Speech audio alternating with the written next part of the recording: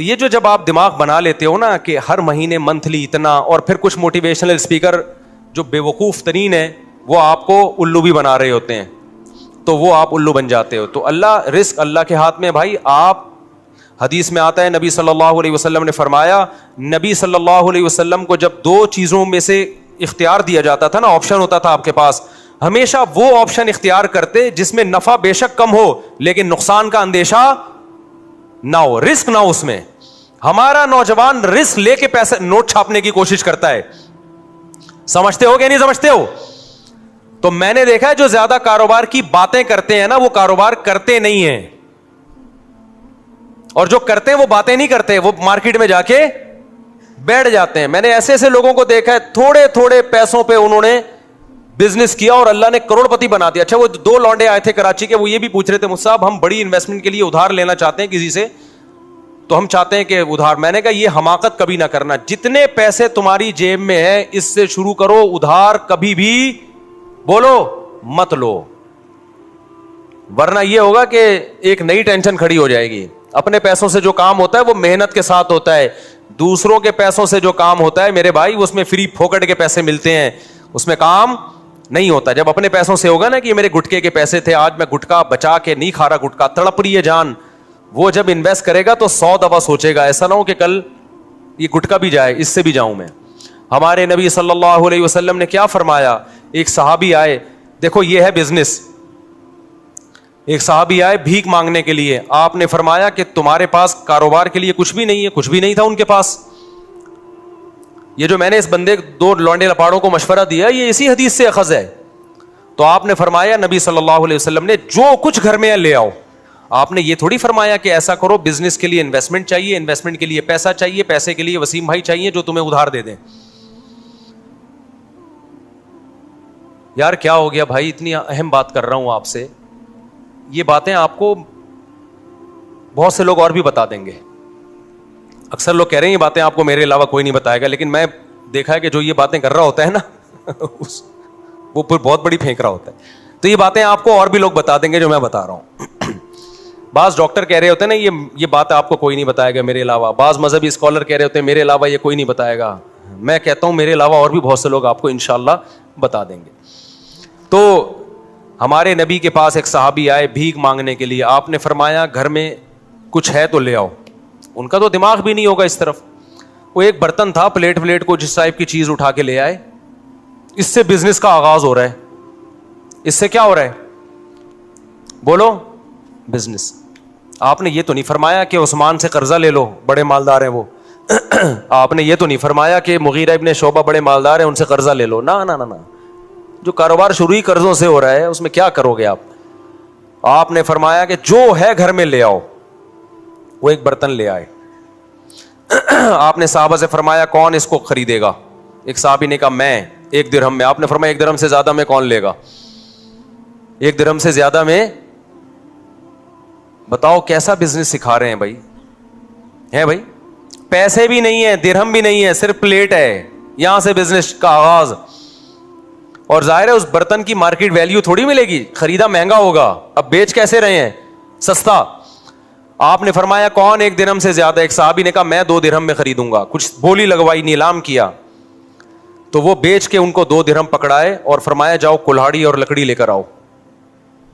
وہ صحابی گئے, دستہ خریدا کلہاڑی کا اور ایک لکڑی. آپ صلی اللہ علیہ وسلم نے اپنے دستے مبارک سے اس لکڑی کو کہاں لگایا, کلہاڑی میں, اور فرمایا جاؤ لکڑیاں کاٹو جنگل میں اور بیچو مدینہ میں آ کے. وہ گئے, لکڑیاں کاٹی اور مدینہ میں بیچے, تجارت کی اور 4 درہم کے مالک بن گئے. دوبارہ برتن بھی خرید لیا اور اضافی بچت کتنی ہو گئی, 2. نہیں آئی بات سمجھ. یہ موٹیویشنل اسپیکر آپ کو یوٹیوب پہ نظر, یہ موٹیویشنل اسپیکنگ آپ کو یوٹیوب پہ نظر نہیں آئے گی. بات ہی 2 کروڑ 3 کروڑ سے شروع کرتے ہیں, ہر مہینے 1 لاکھ کمائیے, وہیں سے ڈپریشن میں جاتا ہے آدمی.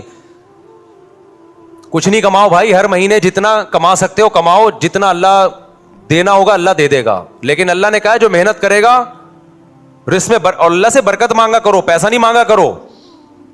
1 کروڑ جو بے برکتی والا ہو اس میں انسان رو رہا ہوتا ہے, اور جو کینو مالٹے کی ٹھیلا جو وہ غریب لگا رہا تھا اس میں برکت ہے, تو اس مالٹے کے ٹھیلوں میں کیا ہوتا ہے, خوش ہوتا ہے وہ. یہ جو پیسہ کمانے کا طریقہ تمہیں سکھا رہے ہیں نا, یہ تمہیں ڈپریشن کا مریض بنا رہے ہیں میرے بھائی, ڈپریشن کا مریض بنا رہے ہیں. ان کے پاس جیسے وہ نجومی بیچ رہا ہوتا ہے نا, منجن نجومیوں کو دیکھا ہے نا, بیٹھے ہوتے ہیں, وہ تمہیں الو کیوں بنا رہا ہے؟ اس کے پاس خود بیچارے کے پاس پیسہ نہیں ہے, وہ خود پیسہ نہیں کما سکتا, وہ تمہیں الو بنا کے. روحانی عامل دیکھ لو یار, جب نجومی کے بجائے روحانی عاملوں کی ہمارے پاس مثال ہے تو ہم کسی اور کی مثال. روحانی عامل تمہارے مسائل کیسے حل کرے گا؟ وہ تو خود دکان کھول کے اس لیے بیٹھا ہے کہ غربت کا ستایا ہوا, اس کے اپنے مسائل حل نہیں ہو رہے, اس نے کہا چلو روحانی ٹوپی ڈرامے شروع کرو اور نوٹ چھاپو. تو آپ کے پاس اگر پیسہ نہیں آ رہا, روحانی عامل سے تعویذ مت لو, آپ خود روحانی عامل بن کے لوگوں کو تعویذ دینا شروع کر دو, پیسہ بھاگے گا آپ کی طرف. سمجھتے ہو؟ تو وہ خود یہ طریقہ اختیار کر رہا ہے. اسی طرح جب کوئی یوٹیوب پہ دیکھو 1 کروڑ روپے کمائیے ہر مہینے, یہ کریں, تو بجائے اس کو کچھ اس میں صحیح بھی ہوتے ہیں, وہ لیبل اس لیے ایسا لگاتے ہیں لوگ اٹریکٹ ہوں, باقی اندر تمیز کی بات ہی ہوتی ہے اس میں ساروں کو غلط نہیں کہہ رہا, کچھ صحیح بھی ہوتے ہیں جو واقعی ایک میچور طریقے سے آپ کو سمجھا رہے ہوتے ہیں. یہ پیسہ کمانے کا طریقہ سمجھ میں آ گیا کراچی کے لونڈے لپاڑوں کو؟ تو یہ تو میں نے پیرٹس کی ایک مثال دی ہے, اور 20 چیزیں بھی ہو سکتی ہیں. کل ایک بیچاری خاتون آئی اپنے بچے کو لے کر, بہت غریب خاتون, تو انہوں نے بتایا کہ ان کا بیٹا کماتا کیسے ہے, گھر میں گلاب جامن بناتا ہے, اور پتہ نہیں کتنے سارے گلاب جامن بناتا ہے, صبح لے جا کے شام تک بیچ دیتا ہے سارے, اس سے گھر چل رہا ہے پورا. کرنے والے بہت کچھ کرتے ہیں. ہاں ہوتا ہی ہے کہ پھر جو کاروباری لوگ ہیں وہ اپنے کاروبار کو بڑھانے کی فکر نہیں کرتے, اس سے پھر وہ وہیں کے وہی رہتے ہیں. اب گلاب جامن والا اگر گلاب جامن ہی بیچتا رہے اور کچھ بچت نہ کرے تو پھر تھوڑی کاروبار بڑھے گا بھائی. تو تھوڑی کھوپڑی استعمال کرے اور کہے کہ بھائی اس کو میں نے بڑھانا کیسے ہے, تو اس کے لیے آپ پھر یوٹیوب پہ سرچ کریں کہ بزنس کو پروموٹ کیسے کیا جاتا ہے, کیونکہ جو لوگ کھوپڑی استعمال کرتے ہیں پھر وہ کاروبار بڑھا دے. دیکھو مجھے یاد ہے ہم بچپن میں سنا کرتے تھے, ایک شخص گاؤں میں چینی بیچتا تھا, کھوپڑی استعمال کی تو ایک دن آیا اس نے شوگر مل بنا لی. کھوپڑی استعمال نہ کرتا, چینی بیچتا رہتا, آتے رہتے پیسے کھاتا رہتا, اڑاتا رہتا, تو آج وہ وہیں چینی ہی بیچ رہا ہوتا, اور تھوڑے دن میں نہیں بیچ رہا ہوتا, وہ لوگ کہیں اور سے لے لیتے. تو خیر, شیطان کیا کرتا ہے میرے بھائی, شیطان اسٹرگل کرتا ہے, محنت کرتا ہے, انسان کو برباد کرنے کی کوشش کرتا ہے. تو سوال پیدا ہوتا ہے, شیطان کو اتنی محنت پہ موٹیویشن کہاں سے مل رہی ہے؟ ہمیں تو موٹیویشن ملتی ہے, کسی کا خوف ہوتا ہے یا کوئی لالچ, اس لالچ یا خوف سے ہم کام کرتے ہیں. شیطان کو تو خوف جہنم کا ہے, اس سے وہ ڈرتا نہیں ہے, وہ جانے پر ایگری ہو چکا ہے. جہنم کا خوف تھا نا جو شیطان کو اس کام سے روکتا, یا شیطان یہ کر کے جنت میں چلا جائے گا. تو کہاں سے موٹیویشن مل رہی ہے؟ شیطان کو موٹیویشن مل رہی ہے حسد اور جیلسی سے. شیطان کو اس سے غرض نہیں ہے کہ میں کہاں جاؤں گا, شیطان یہ چاہتا ہے کہ یہ انسان جنت میں نہ جائے. یہ میرے بعد میں دنیا میں آیا ہے, مٹی سے بنایا گیا ہے, اس کو مجھ سے زیادہ پروٹوکول کیوں مل رہا ہے؟ اس بیس پہ شیطان نے کہا میں جنت میں جاؤں نہ جاؤں, میں بھلے جہنم میں جاؤں, میں مروں گا لیکن اس کو بھی مرواؤں گا میں. پتا چلا کہ حسد, جیلسی اتنی خطرناک بیماری ہے کہ اگر آپ نے اس کا علاج نہ کیا تو اس سے پاورفل موٹیویشن, اس سے زیادہ پاورفل کوئی موٹیویشن ہو ہی نہیں سکتی. ایسے ایسے کام کرا دے گی آپ کو. اور یہ آج بھی ہے, آپ کو جب کسی سے, یہ مذہبی اسکالرز میں بھی ہوتی ہے, یہ ڈاکٹروں میں بھی ہوتی ہے, یہ مولاناؤں میں بھی ہوتی ہے, یہ مفتیوں میں بھی ہوتی ہے, یہ اماموں میں بھی ہوتی ہے, یہ غریبوں میں بھی ہوتی ہے, یہ مالداروں میں بھی ہوتی ہے, یہ ہر طبقے میں ہے. جیلسی, حسد کہ وہ مجھ سے آگے کیوں نکل گیا. سمجھتے ہو کہ نہیں سمجھتے؟ وہیں سے انسان مخالفت پہ ٹھان لیتا ہے, پھر حق اور باطل نہیں دیکھتا, بس یہ دیکھتا ہے سامنے والے کو نیچا کیسے گرانا ہے میں نے. سمجھتے ہو کہ نہیں سمجھتے؟ تو بھائی ہم دوسرے کے دل میں جو آپ کے خلاف حسد ہے وہ تو ختم, اس کے بھی کچھ ٹوٹکے ہیں, نسخے ہیں, وہ تو ختم بہت مشکل ہے. آپ کم از کم اپنے دل میں دوسرے کے لیے حسد نہ رکھو, ورنہ آپ کا نقصان ہے. شیطان نے ہم سے حسد کر کے ہمارا تو بیڑا غرق کیا, اپنا زیادہ کیا ہے, کیونکہ ہم میں پھر بھی چانس ہے بچ جائیں, جہنم میں نہ جائیں, ہم چانس ہے شیطان کے شر سے نکل جائیں, یا شیطان ہم سے گناہ کروا دے, ہم توبہ کر کے معاف کروا لیں, یہ چانسز ہیں. شیطان کے پاس یہ آپشن نہیں ہے, وہ پکا جہنمی ہے. تو حسد کرنے والا اپنا جتنا نقصان کرتا ہے وہ زیادہ ہے, دوسرے کا جو نقصان کرتا ہے وہ کم ہے. تو کیوں جل رہے ہو بھائی؟ کسی کی ترقی دیکھ کے, آپ کا دوست فلاں آگے نکل گیا, اس نے زیادہ پیسے کمانا شروع کر دیے, وہ یہ ہو گیا وہ ہو گیا. مذہبی اسکالرز میں حسد کہ اس کے ویورز اتنے زیادہ ہو گئے, اس کے سبسکرائبر اتنے زیادہ ہو گئے, اس کے واچنگ ٹائم اتنا زیادہ ہو گیا. یہ مذہبی لوگوں میں چل رہا ہوتا ہے. تو فائدہ ہے نقصان ہے. تبھی تو ایک دوسرے مناظروں میں ہم نے دیکھا, یوٹیوب پہ مناظرے پڑے ہوئے ہیں, دوسرے کو نیچا دکھانے کے لیے ہر آدمی جھوٹ بول رہا ہوتا ہے. دوسرے کو نیچا دکھانے کے لیے کیا چل رہا ہوتا ہے؟ جھوٹ. خدا سے ڈر نہیں رہے ہوتے بھائی. دونوں ہر فریق میں آئیے. تو حسد ختم کرنا بہت زیادہ ضروری ہے. تو میں جو بیان لے کے چلا تھا نا وہ حسد پہ نہیں تھا, وہ جو بیان میں لے کے چلا تھا نا وہ کیا تھا یار, شروع میں جو میں نے آیتیں پڑھی تھی, بس میں 2 منٹ میں سمیٹتا ہوں اس کو. ہاں, میں اصل جو بیان لے کے چلا تھا نا وہ یہ لے کے چلا تھا کہ اسلام میں مکمل داخل ہو جاؤ. تو مکمل داخلے سے روکتا کون ہے؟ شیطان. جو میں اصل بیان لے کے چلا تھا وہ یہ تھا کہ اسلام میں مکمل داخل ہو جاؤ تو شیطان غیر مسلم کو اسلام لانے سے روکتا ہے. جو لوگ اسلام میں داخل ہو چکے ہیں ان کو آخری دم تک مکمل اسلام میں داخلے سے روکتا ہے, اور جو مکمل اسلام میں داخل ہو چکے ہیں ان کو شیطان کوشش کرتا ہے کہ ان کو ریورس کرے وہ کسی بھی طریقے سے. تو وہ شیطان کی کاروائیاں کس طریقے سے ہوتی ہیں اور آج کیسے کیسے شیطان کر رہا ہے کام, وہ میں انشاءاللہ پھر اگلے بیان میں آپ کے سامنے رپورٹ پیش کروں گا میں, اور آپ کو انشاءاللہ اس سے بہت فائدہ ہوگا. کہ پہلے تو شیطان غیر مسلم کو کوشش کرتا ہے اسلام میں داخل نہ, اس کے لیے شیطان کیا کیا طریقے استعمال کر رہا ہے, غیر مسلموں کو کیسے الو بنا رہا ہے وہ. پھر جو مسلمان ہو چکے ہیں ان کے ایمان پہ کہاں سے ڈاکے مارتا ہے, کیسے کیسے ان کو روکتا ہے, کیسے کیسے ورغلاتا ہے. پھر جس کے بارے میں شیطان کو یقین ہو گیا نا کہ یہ اسلام سے ہٹنے والا نہیں ہے, تو شیطان پتہ ہے کیا کرتا ہے, غیر اسلام کو اسلام بنا کے پیش کر دیتا ہے. جو چیز اسلام نہیں ہے اس کو کیا شو کرتا ہے, یہ اسلام ہے, لہذا اللہ کی محبت میں انسان اس سے چمٹتا ہے, اللہ کی محبت میں انسان اس سے. اب آپ بتاؤ سیالکوٹ کا جو حادثہ ہوا تھا کہ جن لوگوں نے اس کو قتل کر دیا اسٹیکر پھاڑنے پر ایک غیر مسلم کو, کیا یہ قتل اسلام میں حلال تھا؟ بولو نا. لیکن قتل کرنے والوں نے عشق مصطفیٰ کا لیبل لگا کے قتل کیا ہے.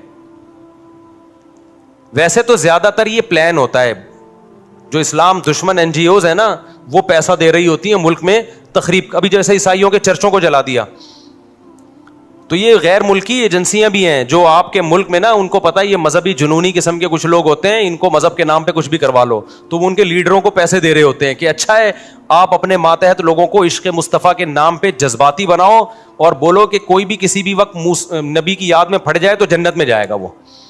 تو کچھ غیر مسلم عناصر بھی ہیں جو یعنی اسلام دشمن عناصر بھی یہ کام کر رہے ہوتے ہیں. ہو سکتا ہے وہ عیسائی کیوں نہ ہو, عام عیسائیوں کو نہیں پتا ہوتا, ہو سکتا ہے وہ ہندو ہی کیوں نہ ہو, عام ہندوؤں کو نہیں پتا ہوتا.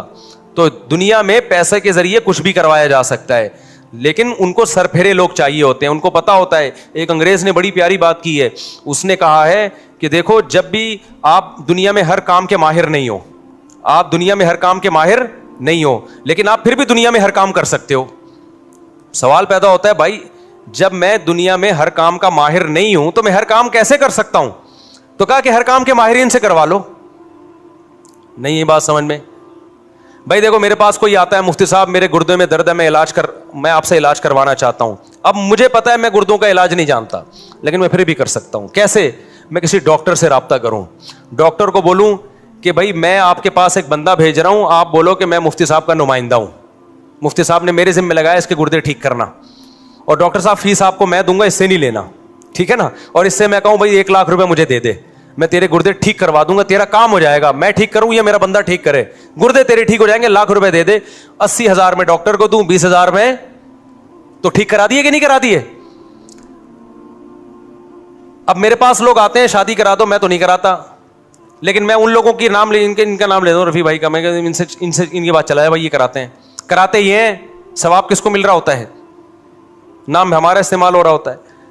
اب میرے پاس کوئی بندہ آتا ہے کہ جی مجھے کوئی عمارت بنوانی ہے, میں کہتا ہوں وہ فلانا, لیکن پیسے نہیں لے رہا ہوتا ان چیزوں کے میں, اور آیا بھی نہ کریں ان کاموں کے لیے, میں تو ایک مثال دے رہا ہوں.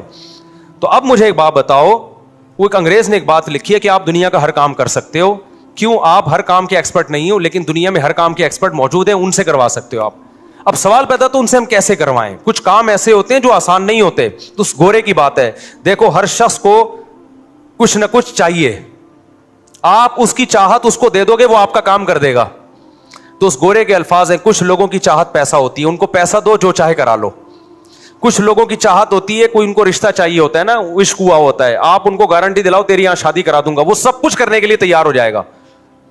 اس کے میرے پاس بڑے واقعات ہیں, ایسا کیا بھی ہے لوگوں نے. تیسرا, کچھ لوگ, گورے کے الفاظ ہیں, کچھ لوگوں کی چاہت جنت ہے, آپ جنت کی لالچ میں ان سے کچھ بھی کروا سکتے ہو, بس آپ ان کے دماغ میں یہ ڈال دو کسی طریقے سے کہ یہ کرنے سے تجھے جنت ملے گی. اب اس کے دماغ میں آئے گا کہاں سے بھئی الٹا کام کرنے سے تمہیں جنت ملے گی؟ یہ بات اس کے دماغ قبول نہیں کرے گا. تو اس نے کہا یہ کام مذہبی اسکالر سے ہوگا, کیونکہ یہ جن مذہبی اسکالرز کو سنتا ہے ان کو پیسے کھلا کے یہ نکلوا لو ان کی زبان سے کہ یہ فلاں بندے کو تو مارے گا تو تجھے کیا ملے گی؟ جنت ملے گی. تو یہ جنت کی لالچ میں کرے گا, اور جنت کی لالچ ڈالے گا کون اس کے دل میں؟ ان کے مذہبی اسکالر ڈالیں گے, اور مذہبی اسکالر پیسے کا بھوکا ہوگا, وہ پیسے لے کے اس کے دماغ میں جو ڈلواؤ گے وہ ڈال دے گا. نہیں آ رہی میرا خیال ہے کھوپڑی شریف میں بات؟ تو آج جو کچھ مذہبی اسکالر کہہ رہے ہیں ادھر بھی دھماکہ, ادھر بھی نبی کی یاد میں اس کو مار دو, اس کو قتل کر دو, اس کو چاقو لگا دو اور پھوڑ دو, توڑ دو, تو آپ کو کیا پتا ان کے خود اپنے کہاں کہاں تعلقات ہوں. یہ خود تو کبھی نہیں پھٹے, یہ خود کبھی بھی, جب یہ بولے نا نبی کی یاد میں فلانے کو مار دو, آپ بولو یہ چاقو لے تو جا کے مار دے, ہم یہاں بیٹھے ہوئے آرام سے, تجھے کیا جنت میں جانے کا شوق نہیں ہے؟ کیا ہو گیا؟ جب بھی کوئی مذہبی اسکالر ایسی تقریریں کرے نا, یہ کر دو, وہ کر دو, یوں کر دو, آپ کو سر آپ کریں, ہم آپ کے پیچھے پیچھے آ رہے ہیں. یہ یہیں بیٹھے ہوئے ریموٹ کنٹرول سے آپ کو کنٹرول کر رہا ہوگا بس بیٹھ کے, ٹھیک ہے.